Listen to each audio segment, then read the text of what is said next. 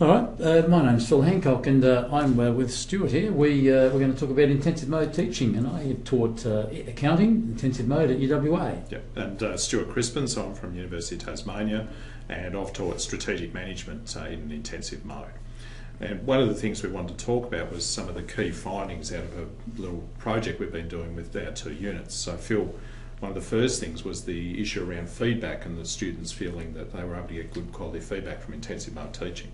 Yeah, that's right, Stuart. It was really very powerful. The students felt, because they had a lot of time together, that they felt more comfortable working with the teams and felt they could ask questions which perhaps they didn't feel as comfortable asking in a class where they just met on a regular basis for 3 hours every week for 12 weeks.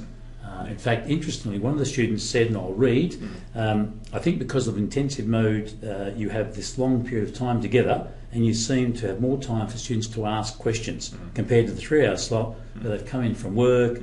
Some of them are a bit tired, they're late, or they've been working all day, and you don't have the same opportunity. So it's a very powerful finding. Yeah, so it is. It's that ability to interact over a longer duration. Yeah, it makes them feel more comfortable, I suppose, with you as a teacher, but also with them as a student. You know. Absolutely, it's a real powerful. I think that's really one of the sort of benefits of an intensive mode.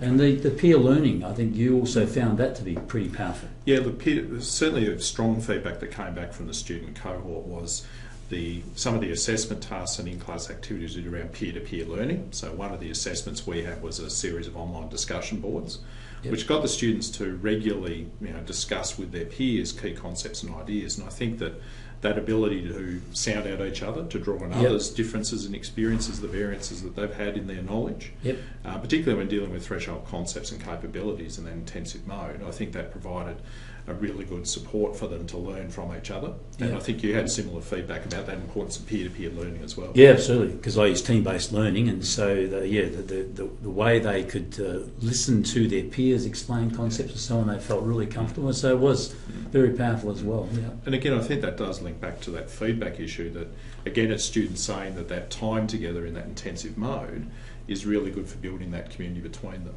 Absolutely, yeah. The fact that they're together intensively for so long, they feel very comfortable, so that seemed to be an important finding from our study as well as yours. Yeah, good.